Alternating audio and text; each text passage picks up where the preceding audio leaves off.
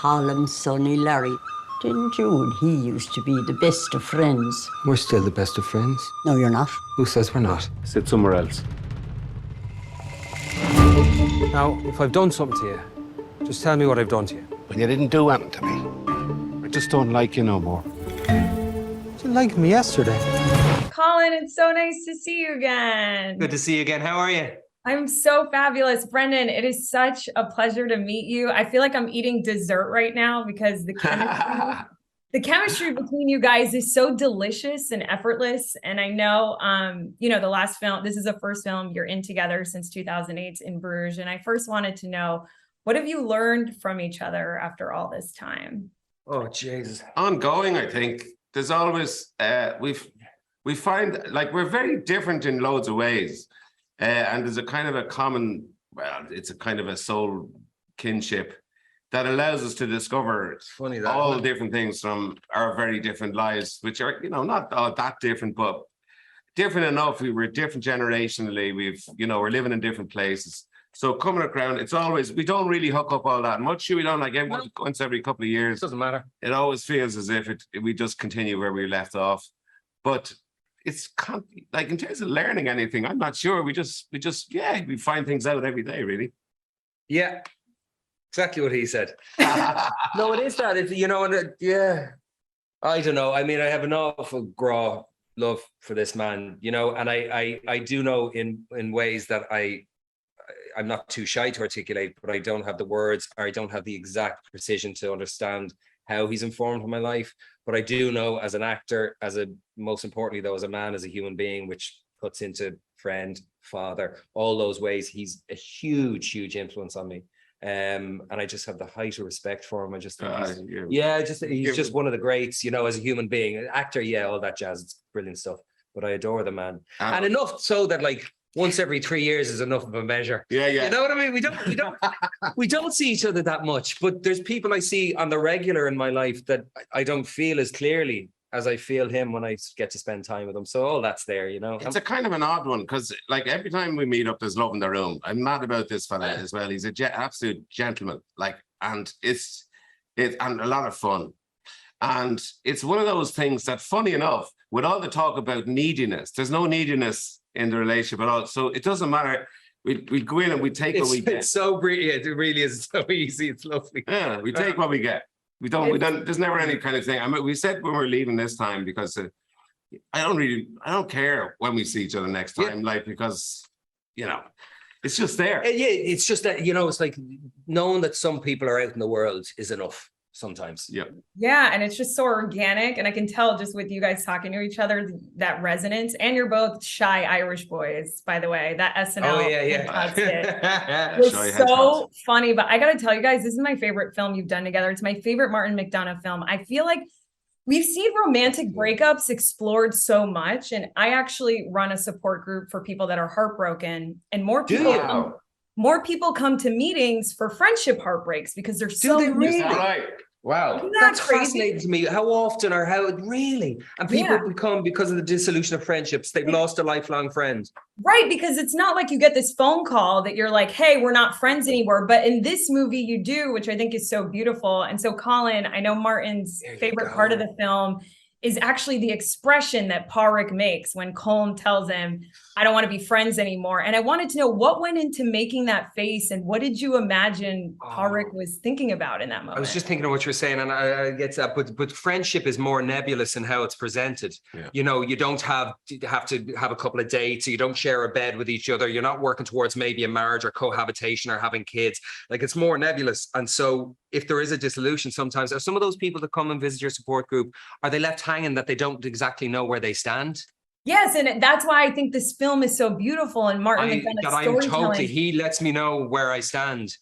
Crushing. I mean, there's so much of Pádraig's life is built around the presence of this man in his everyday, and so it's just crushing.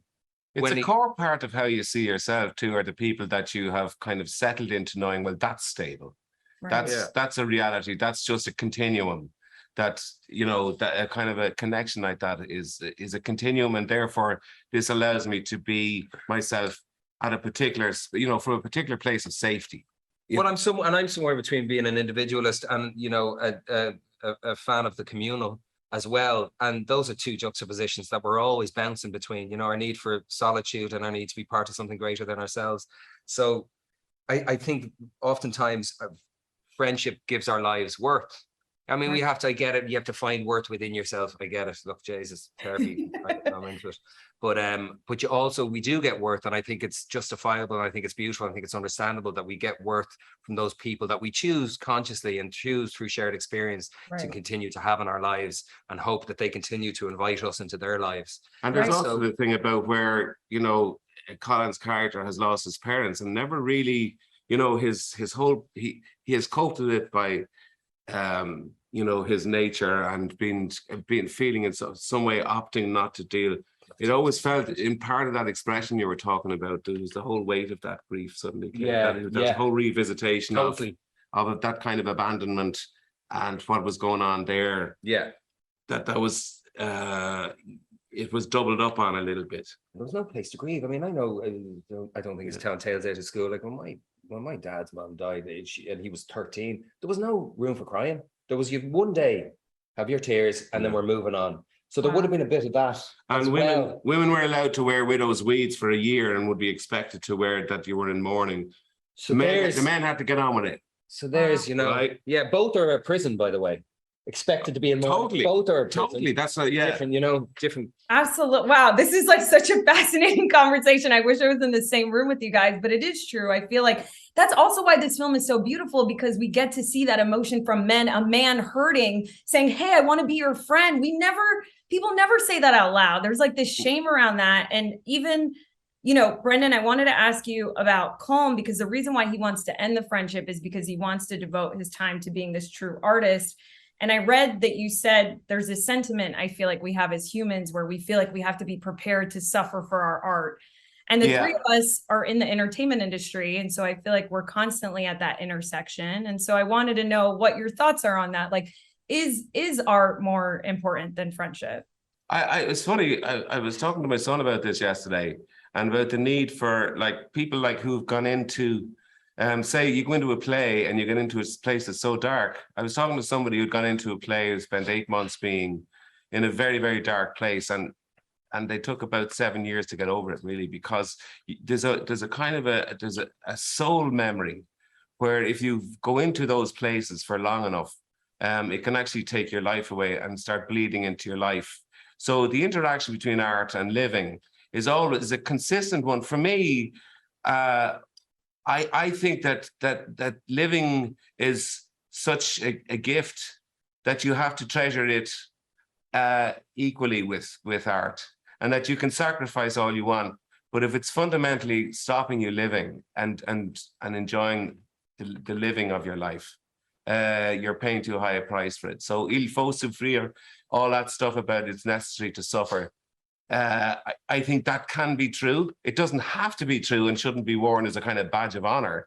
But if you have to go there, you go there. But if by going there you are ruining the greatest gift you're given, I think you're besmirching it.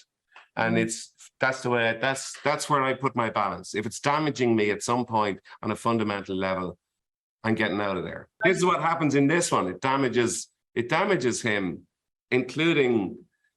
Obviously, it damages, you know, Pádraig.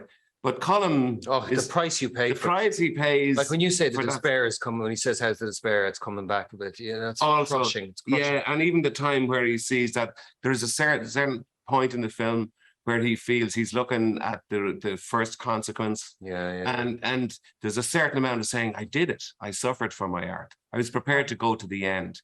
And so he's not seeing the perspective that Siobhan has. Short-lived. You're a lunatic. Yeah.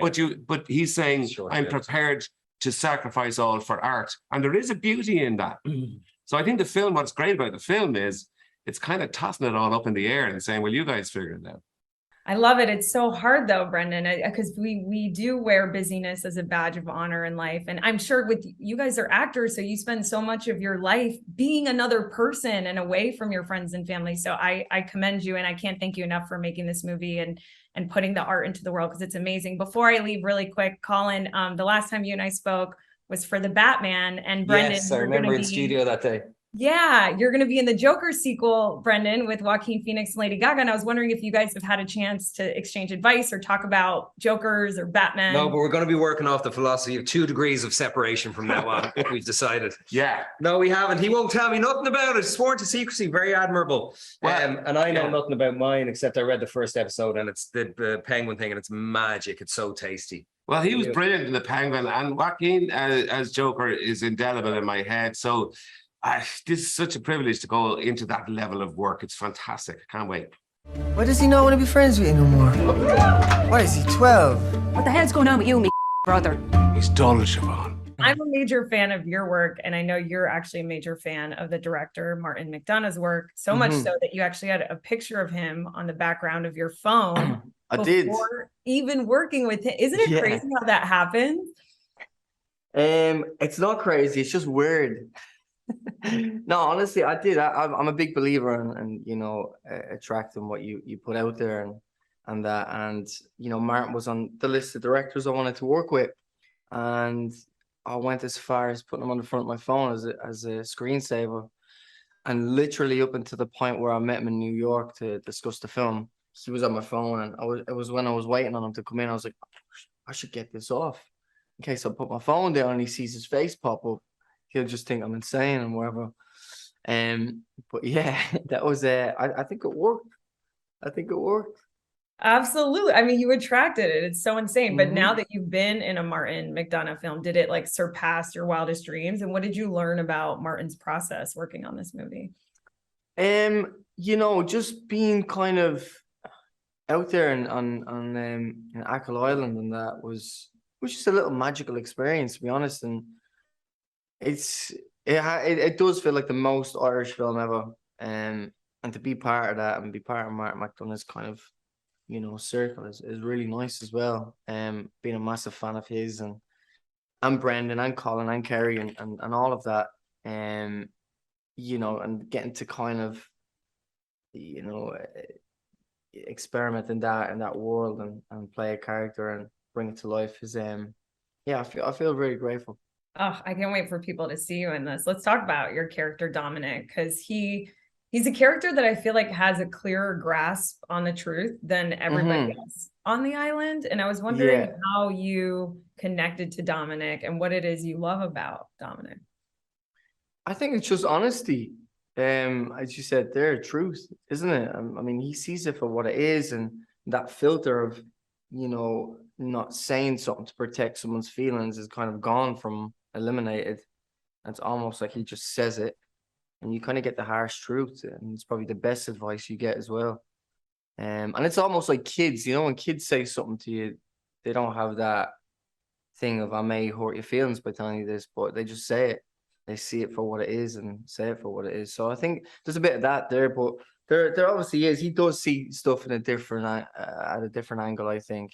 You know, I'm just wanting to play him of that essence of living day to day and tomorrow's a new day kind of attitude, because he's that little kind of burst of positivity in that for Colin, well, for Porrick. I love that example you gave of kids, because that is, I guess that must have been a point of inspiration for you, because that is exactly what it's like. And it's probably really relieving to be able to speak honesty in that way, right? Like there's no sense of heaviness to it. It's like, well, yeah, you get to a certain age and you do that, and then people don't like you. So you can kind of only do it up until like a certain age. I wonder what cutoff that is. I wonder when I stopped doing that. That's so funny. What I found most mesmerizing to watch about your performance, Barry, was the way that you moved in Dominic. And I was wondering, I wanted to ask you about the physicality you brought to him and how you came to it.